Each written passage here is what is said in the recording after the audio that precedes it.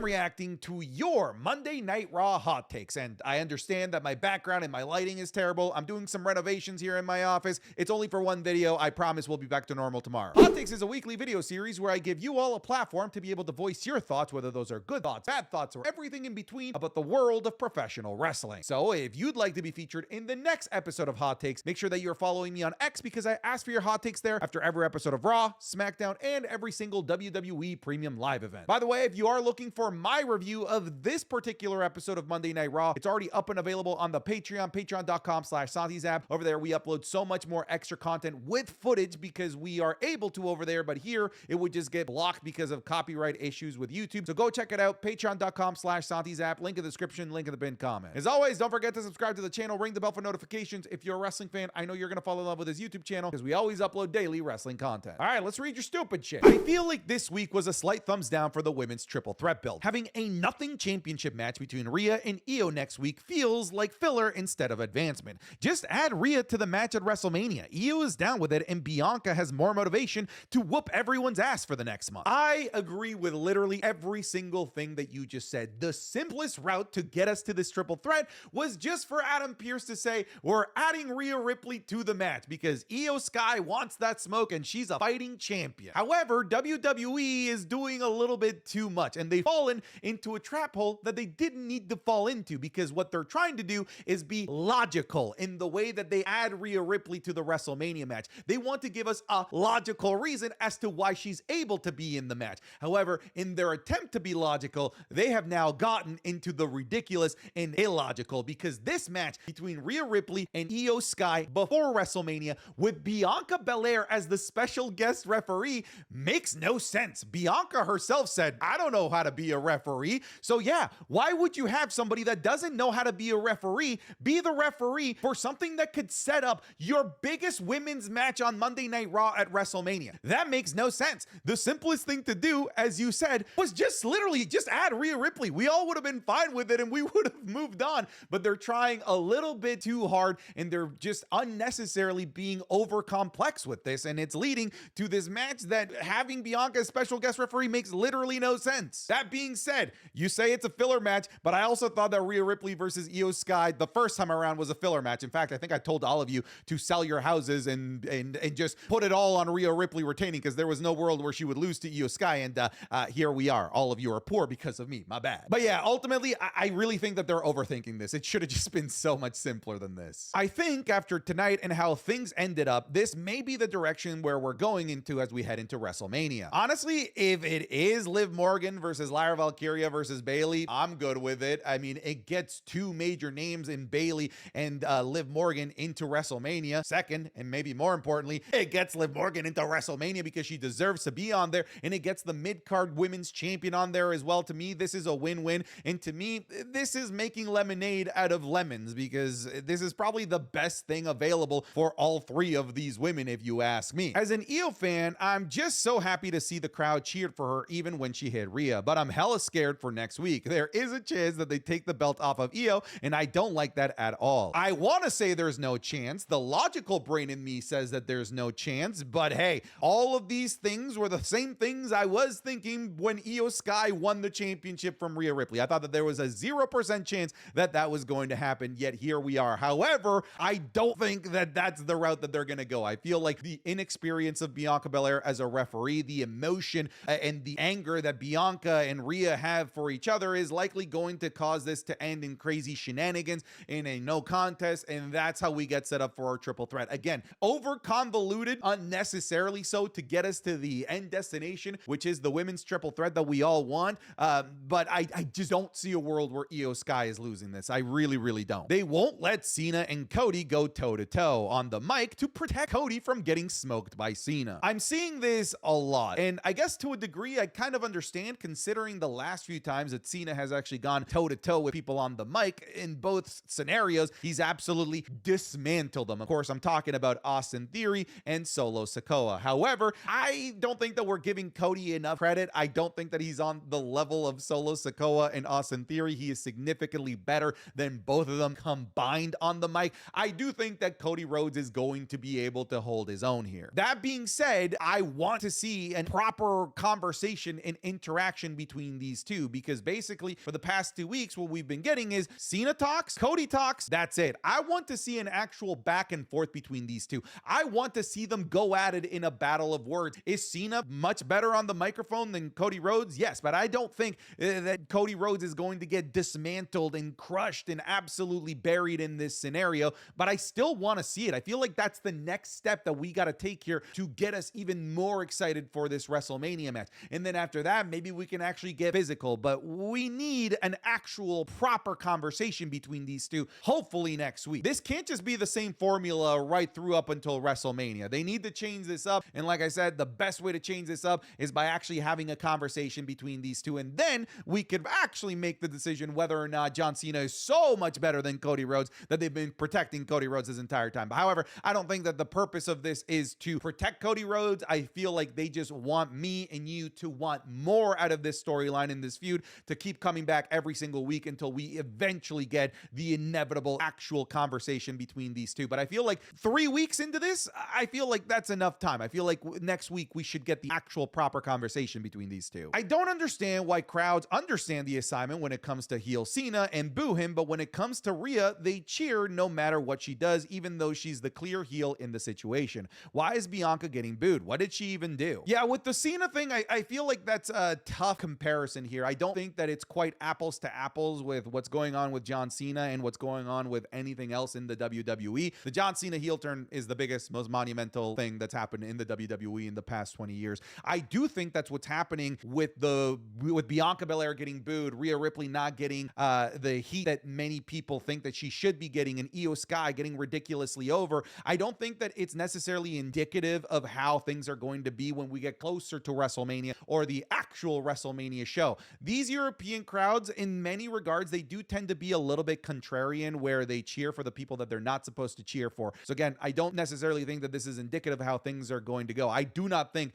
that in the United States, once they get back there or at WrestleMania, that Bianca Belair is going to be getting booed. No freaking way. I won't believe it until I actually see it. And with Rhea Ripley, I mean, she's always just sort of been a tweener, an in-betweener, where she can do kind of heelish things and still kind of be too cool to boo. Maybe that's the situation that we're in. The most important thing out of all of this, however, is that Io Sky is getting the love. Io Sky is getting the pop, and it's helping her be propped up to the level of superstardom of these two, who again are the 1A and the 1B in terms of overall popularity in the WWE. The crowd maybe has not understood the assignment in terms of booing Rhea, but they've understood the assignment in terms of helping prop up Io. Is it me, or does the Intercontinental Championship feel more important than the World Heavyweight Championship as of right now? As of right now, yeah. I mean, the way that it's been booked, it feels more important. For the past 2 weeks, Monday Night Raw has not been main evented by the World Heavyweight Championship. Both weeks, it's been main evented by the Intercontinental Championship, and the Intercontinental Championship has more characters in it. In my opinion, it's got more depths. It's got more ways that it could go. Meanwhile, the World Heavyweight Championship seems to just be even in a bit of a reset. They've now sort of changed the narrative of the World Heavyweight Championship story, going from Jey, you're not good enough to be with me, so I'm gonna cause you, 12 weeks of hell, to now Jey Uso forgot how to walk and now has the professional sports yips. They're just kind of all over the place with Jey versus Gunther. Meanwhile, the Intercontinental Championship actually seems a lot more concise, a lot more tight, and a lot more narratively clean than what they're doing with the World Heavyweight Championship. Judgment Day standing tall at the end of the show is for sure rubbing people the wrong way, but it's nice to see Finn Balor actually look in control for once and taking charge. Reminds me of Bullet Club Finn, and I hope it leads to something for him. I mean, I don't think that it's going to lead to anything for Finn Balor. If anything, the tea leaves that I'm reading here is that it could lead to something for Dominic Mysterio. Dominic Mysterio is the one that's trying to make moves. He's the one trying to recruit Penta, trying to bring new people into the Judgment Day, and I feel like once the dust settles, it wouldn't be crazy to say that Dominic Mysterio might be your new Intercontinental Champion. There's been a lot of things that have been kind of teasing us towards a Dominic Mysterio championship run. The fact that he wouldn't take the matches for himself, the way that he looked at the Intercontinental Championship, the fact that now we have this brawl that will likely set us up for a fatal four-way, to me, it's maybe spelling doom for everyone except Dominic Mysterio. Fellas, I love going to wrestling shows, and if you've ever been in a packed arena full of other wrestling fans, you'll know that a lot of them how do I put this kindly, don't smell very good. And I've always been really careful to take care of my personal hygiene when I go to wrestling shows to make sure that I don't join the statistic of stinky wrestling fans. And now it's much easier to do so thanks to today's sponsor, Mando. Mando works so well because it doesn't cover up odor after the fact with heavy fragrances like certain other deodorants do. Instead, it stops the odor at the source by blocking the bacteria on your skin from eating your sweat, which is the actual cause of BO. What does this mean? It means that Mando is clinically proven to control odor for up to 72 hours. Mando deodorant was my go-to deodorant for a SummerSlam weekend, a weekend that I spent walking all over Cleveland, meeting viewers and jumping and screaming for hours in a packed stadium with over 50,000 people. And I may have walked out of SummerSlam incredibly tired. I may have walked out sick with the flu, but damn it, I smelled amazing from beginning to end and beyond. Mando's starter pack is perfect for a new customer. It comes with a solid stick of deodorant, cream tube deodorant, and 2 free products of your choice, like the mini body wash or the deodorant wipes. You also get free shipping. Luckily, I have a discount code to help you get hooked on my favorite smelling whole body deodorant on the market. New customers will get $5 off the starter pack with my exclusive code. That equates to over 40% off of your starter pack. Just make sure that you use code Santi at shopmando.com. Again, that is code Santi at shopmando.com. Thank you very much to Mando for sponsoring today's video. Now let's get back into it. I really hope that the narrative that Gable is El Grande Americano can be put to bed, as Gable was ill and couldn't compete. I still think it's kind of ridiculous that people have this narrative. I mean, when you think about it, for this to be real, Chad Gable and this doctor would have had to commit medical fraud, because that means that the doctor's note that Chad Gable gave proving that he was sick was illegitimate and fraudulent, which could make that doctor lose his medical license. You really think that a doctor is going to risk their medical license so that a guy could pretend to be an American Mexican luchador? That makes absolutely no sense. We have all of the proof that we need that Chad Gable is not El Grande Americano. Let's just move on from this ridiculous conspiracy theory. Cena's promos have been awesome, but it feels like it's gaslighting us. It feels like the truth behind the turn is still missing. The truth being that Cena is desperate to win 17, so desperate that he's willing to sacrifice his morals. It's interesting because in this feud between Cody Rhodes and John Cena, it doesn't yet feel like Cody Rhodes versus John Cena. It feels like John Cena versus the WWE Universe, because when you listen to John Cena's promos over the past 2 weeks, he's barely addressed Cody Rhodes. In fact, he basically hasn't addressed Cody Rhodes like at all. Instead, he's chosen to address us and undress us in the process of undressing us and putting a mirror to us and making us look like idiots, making us look like dumbasses that believed all of the things that he'd been spewing for the past 20 years. But me personally, I really like this promo because this wasn't just the unveiling of heel Cena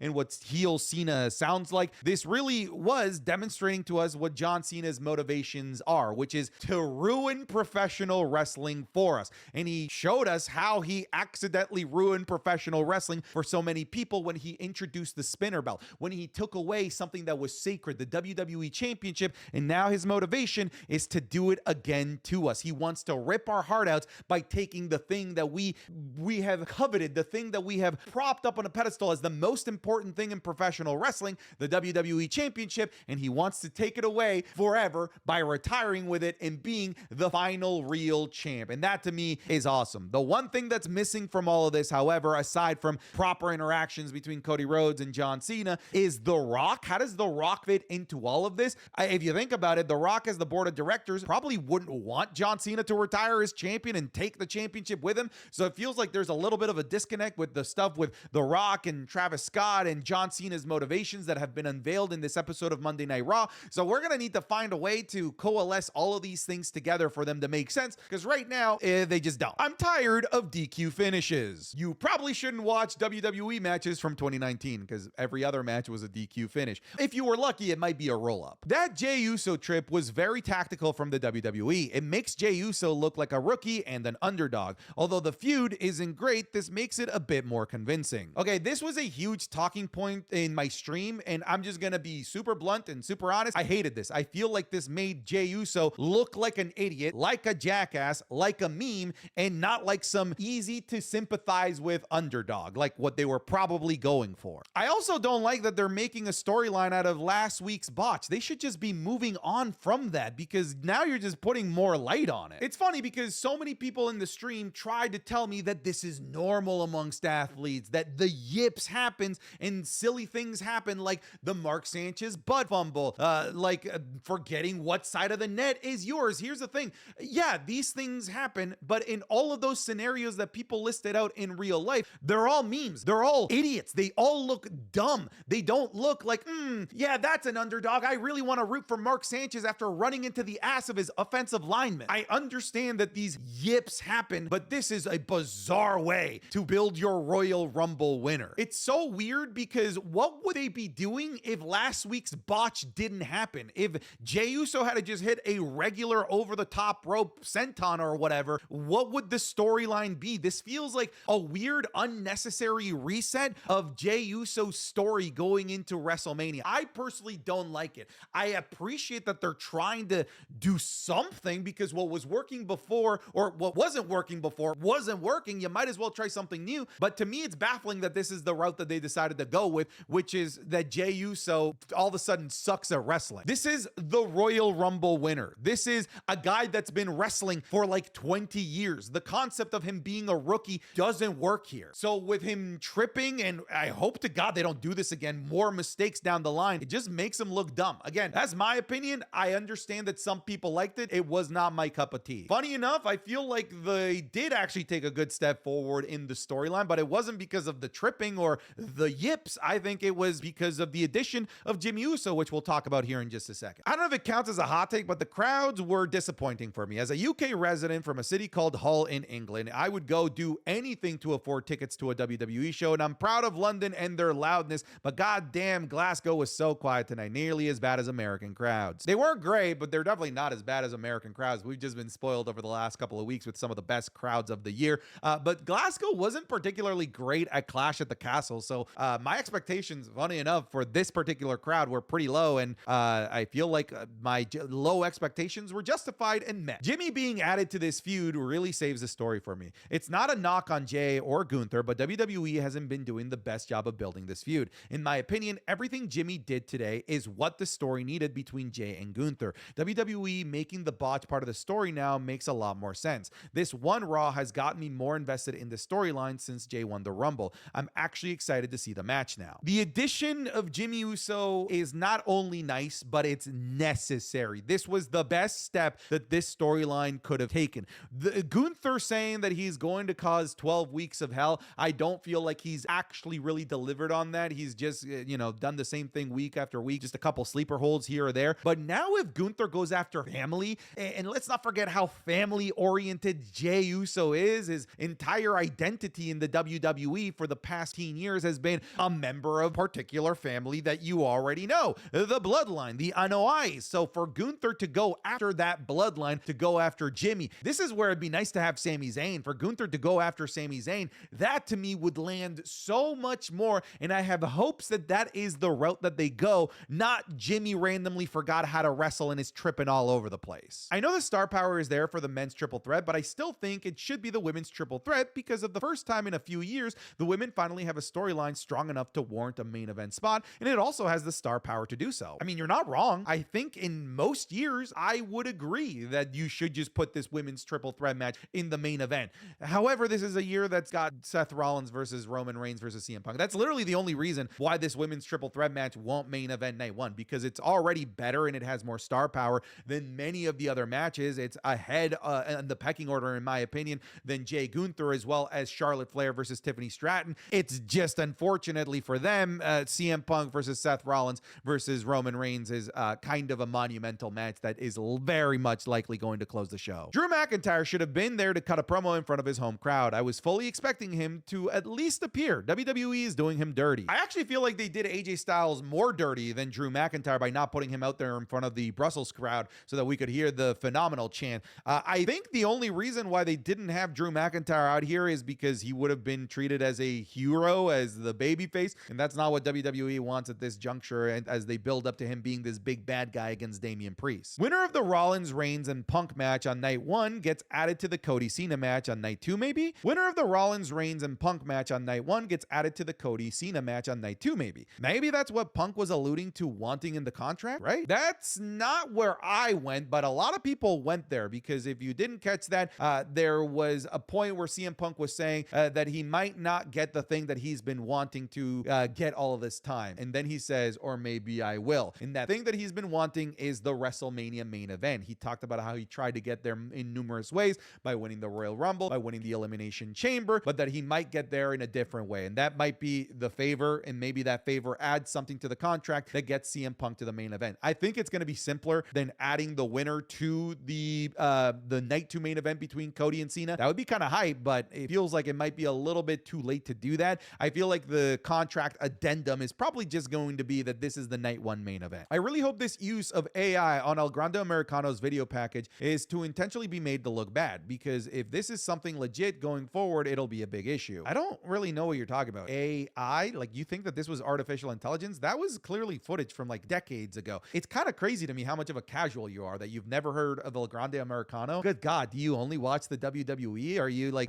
this Fed lover that refuses to go outside of their box and watch AEW, New Japan, CMLL, AAA? Good God, look at all these casuals in my chat and in my comments that don't know who El Grande Americano is. It's only one of the greatest wrestlers to never be in the WWE. Crazy how casual you guys are. El Grande Americano is the greatest luchador to ever come out of the Gulf of America. Tell me when I'm telling lies. Thank God somebody here actually understands professional wrestling and understands and knows who the legend of El Grande Americano is. AI? Dude, I still can't believe that guy before. No terrible WWE security today. Yeah, he said the same thing. Thank God, because it feels like we've been getting these annoying pull-away brawls every single week. Hey, yeah, we don't really have a way to make this storyline more in-depth, so let's just send out minimum wage Andy and minimum wage Steve out there to go get beat up so that we can make it seem like the storyline that we're trying to build up to has way more heat than it actually does. So glad that there was no pull-apart brawl this week. Dude, just get rid of them. They're so bad. They don't do the job. They don't work. What happened to the Bayley Roxanne Perez thing? I don't know, but it does sort of feel like they are quite seriously just copy and pasting what they did with Tiffany Stratton, but with Roxanne Perez, because Roxanne Perez had a great showing at the Royal Rumble, great showing at the Elimination Chamber, and then disappeared. Now, if you look at what happened with Tiffany Stratton last year, she had a great showing at the Elimination Chamber, great showing at the Royal Rumble, disappeared on the build up to WrestleMania, and then came back after WrestleMania to be one of the headliners in the Backlash France. So I'm hoping that that's the route that they're going to go with Roxanne Perez, if the intention is to keep Roxanne Perez out of WrestleMania. If that is the case, by the way, I hope they find something for her to do, at least at Stand and Deliver, because she's been such a key player in that women's division that it would be a crime for her to not be active in at least one of the 2 major shows. Where was Joe Hendry? Nowhere to be found, and honestly, good. I feel like it was more important to have Jey Uso be added to the storyline. Was it less of a pop than getting Joe Hendry? Duh, yeah, Joe Hendry would have gotten an insane pop, but it would have been an insane pop that would have done nothing to help Jey Uso in the Gunther storyline. Adding Jimmy was way better. All right, folks, that's it. Again, sorry for the terrible lighting, the weird setup that looks like I've been kidnapped, but I promise you I'm okay. I'll see you guys in the next one. Take care. Goodbye. Get out of here.